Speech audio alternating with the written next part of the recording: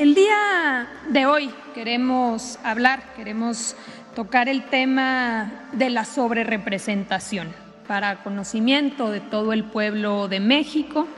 Este tema, como sabemos, en las últimas semanas ha empezado a surgir en los medios de comunicación, en diferentes foros. Sabemos que próximamente, en las próximas semanas, se va a definir cuál es la integración del Congreso de la Unión, de la Cámara de Diputados y de la Cámara de Senadores. Y así inician varias voces y articulistas que hablan sobre la sobrerepresentación. Entonces vamos a hablar sobre este tema, la famosa cláusula de gobernabilidad. Adelante. Primero que nada, conocer que en 1996 hubo una reforma constitucional, se modificó la Carta Magna, la Constitución, y fue una reforma que hasta el día de hoy está vigente. El artículo 54 de nuestra Constitución regula cuál va a ser la distribución de los plurinominales. Y con esta distribución regula también lo que se ha llamado la sobrerepresentación. Y hay dos reglas muy importantes que establece nuestra Constitución, que, como aquí podemos ver en el texto, dice: primera regla, ningún partido político podrá contar con más de 300 diputados, ya sea por la vía de mayoría o plurinominal. Cualquiera de las dos, ningún partido político puede tener más de 300 diputados. Es la primera regla que establece nuestra Constitución sobre la sobrerepresentación. Y la segunda regla que establece: en ningún caso un partido político podrá contar con un número de diputados por ambos principios, por mayoría o plurinominales, que representen un porcentaje del total de la Cámara que exceda en 8 puntos a su porcentaje de votación nacional. Es decir, que la votación total emitida por un partido más 8 puntos porcentuales va a ser el límite máximo que podrá tener el partido político respecto a la asignación de curules de diputados. Estas dos reglas, que se introdujeron en la Constitución en el 96, hoy están vigentes en nuestra Constitución. Un par de meses después, igual en el 96, se reformó también el COFIPE, es decir, el Código Federal de Instituciones y Procedimientos Electorales. Y en aquel momento se introduce una regla específica que habla sobre las coaliciones, precisamente para poder distribuir a los diputados plurinominales. ¿Y qué dice ese artículo 59A del entonces COFIPE? Dice: a la coalición le serán asignados el número de senadores y diputados por el principio de representación proporcional que le correspondan, como si se tratara de un solo partido. Entonces, en el 96 se establecía esta regla específica que se decía: tratándose de coaliciones, se va a contemplar como si se tratara de un solo partido político. Este artículo, reformado en 2008, adelante, se eliminó por completo.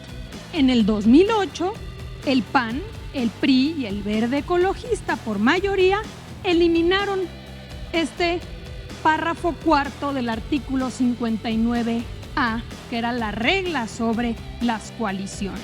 A partir de entonces, eliminándose esta regla específica, la asignación ha sido por partidos políticos y no así por coaliciones. Y lo podemos ver en todas las elecciones que siguieron después de 2008. Vamos a verlo. 2009, por ejemplo, hubo coalición PRI, Verde Ecologista, también PT y lo que era Convergencia, hoy Movimiento Ciudadano. ¿Cuál fue la distribución de los diputados plurinominales? Por partido, no por coalición, por partido, como dice la Constitución. En la elección de 2012 hubo coalición del PRI, del Verde, de Nueva Alianza, también del PRD, PT y Movimiento Ciudadano. ¿Y cómo se distribuyeron los diputados? Por partido. En 2015 hubo coalición del PRI, Verde Ecologista, del PRD y del PT, y cómo se distribuyeron los diputados por partido. En 2018, PRI, Verde y Nueva Alianza, Morena, ya como partido político con Encuentro Social y PT, PAN, PRD, Movimiento Ciudadano, y nuevamente, de acuerdo a la Constitución, la distribución fue por partido, no por coalición. Finalmente, en 2021, que fue la coalición de PRI, PAN, PRD, Morena, PT y Verde, nuevamente, de acuerdo a nuestra Constitución, la distribución fue por partido. Es decir, desde que se reforma en 2008 el COFIPE y se elimina la regla específica que decía que las coaliciones se contarían como partidos políticos, empieza esta distribución de plurinominales tomando en cuenta los partidos políticos. ¿Qué pasa en esta legislatura? Ahora, con la reciente elección, como podemos ver aquí y lo hemos presentado en anteriores ocasiones, estos son los diputados por mayoría que se han obtenido por parte de los partidos. En el caso de Morena, por ejemplo, 161 diputados por mayoría, distritos ganados. El cálculo de acuerdo a el criterio por partido político sería que obtendría 87 diputados por representación proporcional, es decir, plurinominales, dando un total de 248. Primera regla de la Constitución que regula la sobrerepresentación: no más de 300 diputados. 248, no son más de 248 diputados, que es la primera regla. Y segunda regla que establece la Constitución es el total de la votación emitida más 8 puntos porcentuales, no puede exceder. ¿Cuál fue la votación emitida por Morena? 46.54%. Si le incluye uno los diputados plurinominales, te da una representación de 49.6%. No excede la segunda regla establecida por nuestra Constitución. Y así lo podemos ver en el caso del PT: 38 diputados por mayoría, 12 sería la asignación de representación proporcional, dando un total de 50. El PT obtuvo 5.8% de la votación, obtendría el 10% de representación en la Cámara. En el caso del Verde Ecologista, del PAN, del PRI, del PRD y de Movimiento Ciudadano, lo mismo. En ningún caso se transgreden estas dos reglas básicas de nuestra Constitución: que no excedan 300 y que no excedan la votación total más el 8%. Aquí está la distribución que hemos señalado. ¿Qué sucede o por qué esta discusión? Porque, como sabemos, de acuerdo a las reglas hoy establecidas en nuestra Constitución, la coalición Morena, PT y Verde Ecologista obtendría 373 diputadas y diputados, es decir, una mayoría calificada. Y la mayoría calificada te da la posibilidad de modificar la Constitución, no solamente las leyes. ¿Por qué esta discusión y por qué no quieren que se siga con el mismo criterio que establece nuestra Constitución y que se ha mantenido desde 2008? ¿Por qué ahora dicen no, que no sea por partido, que sea por coalición? Porque no quieren que se obtenga la mayoría calificada y se tenga la posibilidad de reformar la Constitución y así llevar a cabo la reforma al Poder Judicial y con ello que la gente pueda votar por jueces, magistrados y ministros. En el fondo eso es lo que está sucediendo y por eso hoy ya no les gustó el criterio que se ha mantenido siempre. Ahora dicen que no sea por partido, que sea por coalición. Entonces, esto, presidente, era importante mencionarlo.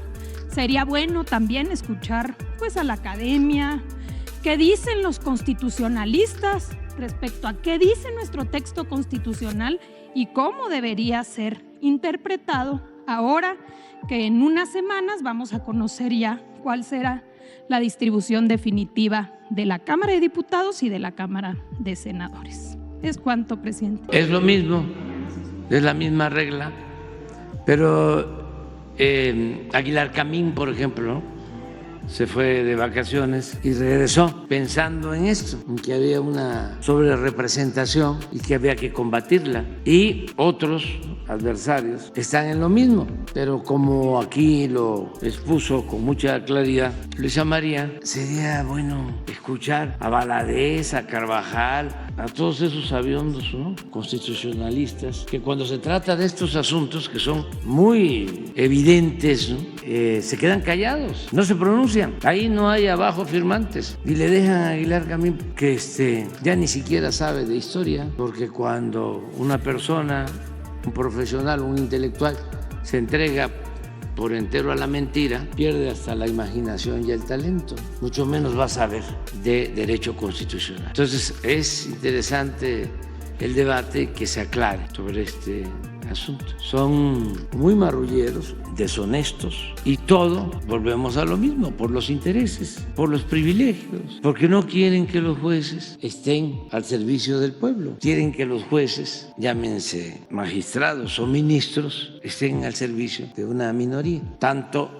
de la delincuencia organizada como de la delincuencia de cuello blanco. Si no se avanza, porque son intereses creados, ¿no?, muy prepotentes, pues nosotros cumplimos, ya nos vamos, pero hacia adelante no nos van a poder juzgar, o la historia no nos va a juzgar de que no hicimos lo que correspondía, porque ¿cómo rescatamos de la corrupción al Poder Judicial? No haciendo nada, dejándolo como está, con las mismas prácticas. Antier estuvieron conmigo legisladores de Estados Unidos y fue una pregunta también a partir de la manipulación, ¿no? ¿Qué está pasando con el Poder Judicial? Nada.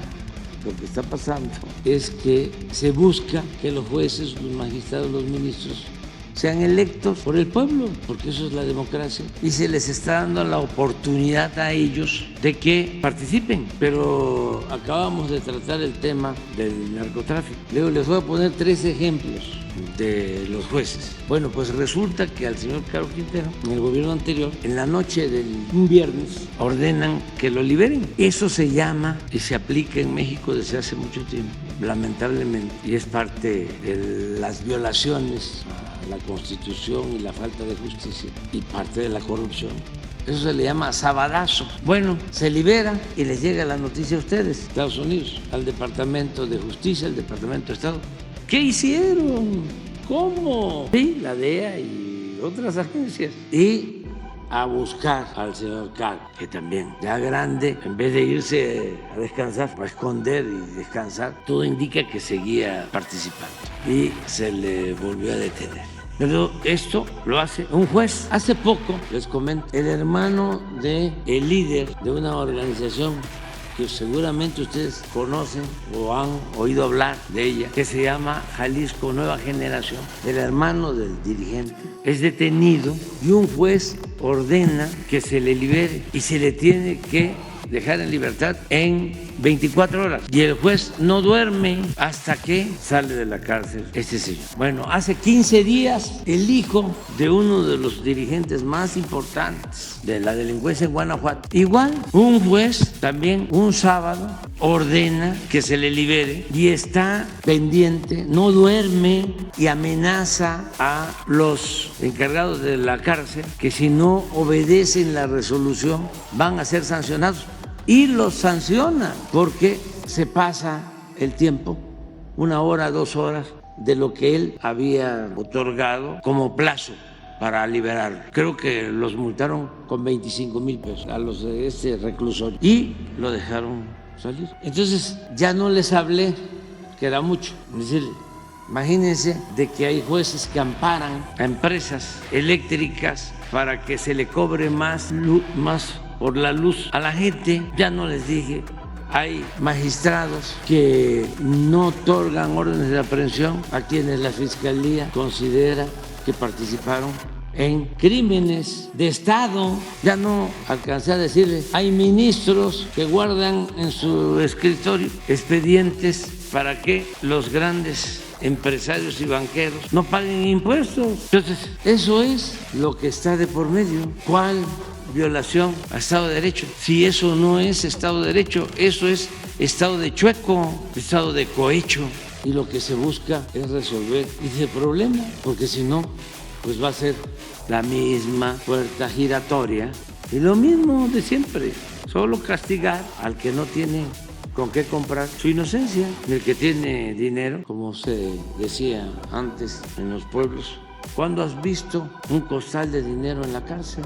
Los que tienen, pues son impunes, gozan de impunidad. Entonces eso es lo que se busca cambiar. Más añadidos que tienen que ver con lo mismo, ¿no? Con la deshonestidad. El que estén violando la Constitución, que estén ganando 4 veces más que el presidente, los ministros y otras cosas, ¿no? El que la presidenta de la Suprema Corte va a una cena a la casa de otro ministro, una casa de lujo en Las Lomas, y se entrevista con el presidente de un partido, cenan y seguramente llegan a acuerdos, que por cierto debería de informar la señora de qué hablaron, y además cómo es que aceptó ir a esa cena en pleno proceso electoral. Es interesante lo que está sucediendo, pero es muy importante, ¿no?, para la vida pública. Estamos todos aprendiendo mucho, todos. Es un proceso de enseñanza-aprendizaje y hay que seguir.